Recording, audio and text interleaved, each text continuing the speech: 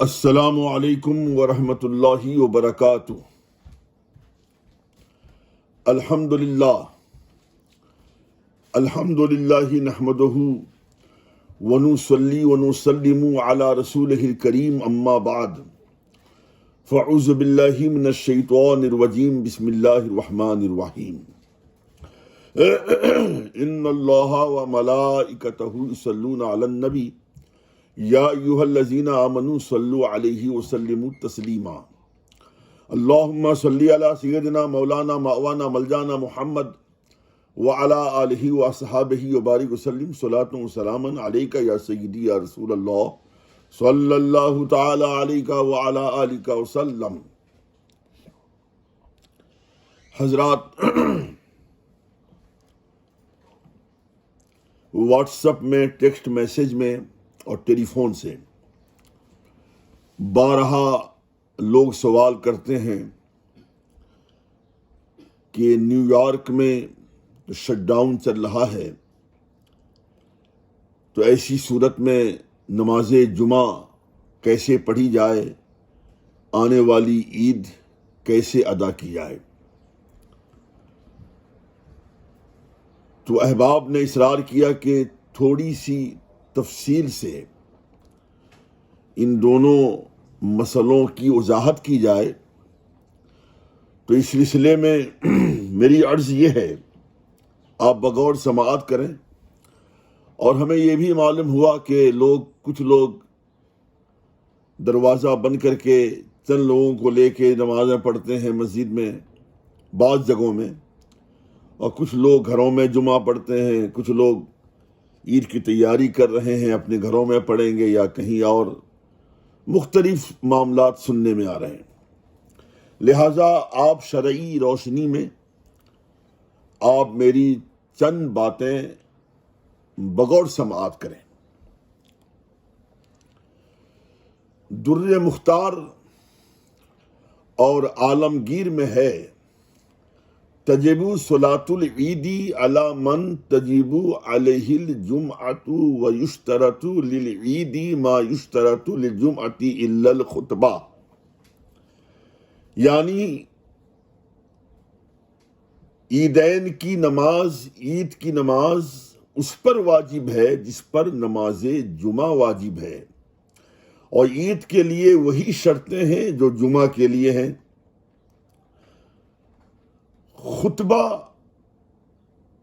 خطبہ کے علاوہ، یعنی عید کی نماز اس پر واجب ہے جس پر نماز جمعہ واجب ہے، اور خطبے کے علاوہ عید کی وہی شرطیں ہیں جو جمعہ کے لیے ہیں۔ خطبہ مستثنی من الشرائط اس لیے ہے کہ جمعے کے لیے خطبہ شرط ہے اور عید کے لیے سنت۔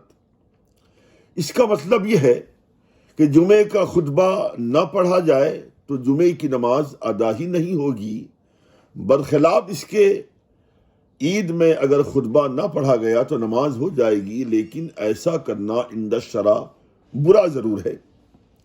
دوسرا فرق یہ ہے کہ جمعے میں خطبہ نماز سے پہلے پڑھا جاتا ہے، جبکہ عید میں نماز کے بعد۔ علاوہ ازیں جمعہ اور عید مشترک بھی شرائط ہیں، یعنی دیگر شرطوں میں جمعہ اور عید مشترک ہیں، برابر ہیں۔ واضح رہے کہ جمعے کا بدل ظہر ہے، لیکن عید کا بدل نہیں۔ جمعہ اور عید کی کئی شرطیں فقہاء کرام نے بیان فرمائی ہیں، ان میں سے دو شرطیں بڑی اہم ہیں، اور یہ بات اچھی طرح یاد رہے کہ جمعہ یا عید جو چاہے جہاں چاہے قائم کر لے، ایسا ہرگز نہیں۔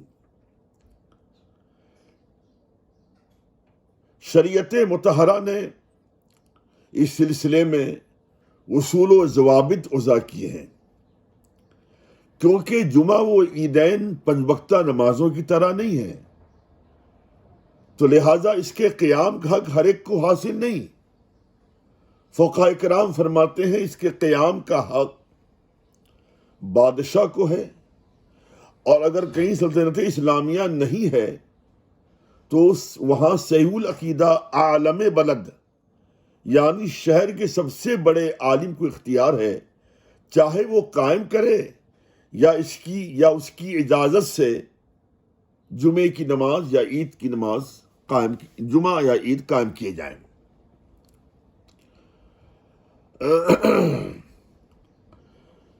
یہی وجہ ہے کہ فتح رضویہ شریف میں سیدی اعلیٰ حضرت قدس سرہ العزیز نے یہ فرمایا کہ نماز عید مثل نماز جمعہ ہے، وہیں یہ بھی فرمایا کہ یہ نماز پنجگانہ کی طرح نہیں کہ جس میں ہر شخص صالح امامت کر سکتا ہے، ایسا نہیں ہے۔ تو یہ نماز جمعہ اور عید کے قیام کے سلسلے میں جو شرط تھی، ہم نے اس کی قدر تفصیل آپ کے سامنے وضاحت کے ساتھ بیان کی۔ اب دوسری اہم شرط ہے اذن عام، یعنی اذن کہتے ہیں اجازت کو، عام اجازت۔ اس کا مطلب یہ ہے کہ مسجد کا دروازہ وا رکھا جائے، یعنی کسی مسلمان کے آنے پر کسی قسم کی پابندی نہ لگائی جائے، کوئی مسلمان چاہے وہ آ سکتا ہے، کسی پر پابندی ہو، نہ کوئی روک تھام ہو۔ بہار شریعت میں عالمگیری کے حوالے سے مندرج ہے کہ اگر دروازہ بند کر کے جمعہ پڑھا گیا تو جمعہ ادا نہ ہوا، جبکہ سننے میں آتا ہے نیو یارک میں کچھ لوگ ایسا بھی کرتے ہیں، دروازہ بند کر کے جمعہ پڑھ رہے ہیں چند لوگوں کو لے کر۔ بہرحال نیو یارک کی موجودہ شٹ ڈاؤن اور پاز جیسی صورتحال میں گورنمنٹ کی جانب سے پابندیوں کی بنیاد پر مذکورہ شرائط کے ساتھ جمعہ اور عید ادا کرنے سے ہم معذور ہیں، اور اس عذر ہم معذور ہیں۔ معذور کے لیے کہا گیا ہے کہ ان المعذور لہ ثواب الفعل اذا ترکہ للعذر، یعنی معذور کو عذر کے سبب ترک عمل پر بھی ثواب ملتا ہے۔ یا لوگ سوال کرتے ہیں نا، پھر کیا ہوگا، ہم گناہگار ہو جائیں گے جمعہ نہ پڑھیں عید نہ پڑھیں، تو اس کا جواب یہ ہے ہم معذور ہیں، اور معذور اگر وہ ترک عمل بھی کرے تو اسے ثواب ملے گا۔ یہ مسئلہ بھی آپ ذہن نشیں فرما لیں کہ جمعے کا بدل ظہر ضرور ہے، لیکن اسے با جماعت نہیں بلکہ گھروں میں تنہا پڑھنے کا حکم ہے۔ رہی عید کی بات، تو اس سلسلے میں حضرت ابن مسعود رضی اللہ تعالی عنہ کی روایت کردہ حدیث ہے، فرماتے ہیں من فاتتہ صلاۃ العید صلی 4 رکعات، یعنی جس سے عید کی نماز فوت ہو جائے وہ 4 رکعت چاشت کی نماز ادا کر لے۔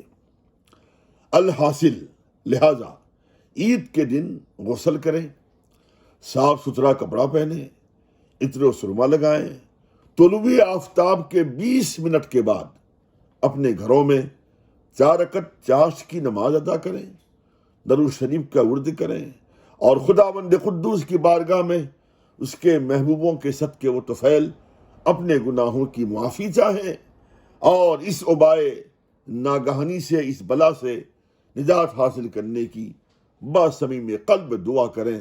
اللہ تبارک و تعالی ہم سب کو اس بلائے ناگہانی سے نجات عطا فرمائے، اور ہمیں آپ کو سب کو حفظ و امان پہ رکھے۔ وما علیہ الا البلاغ المبین۔ السلام علیکم۔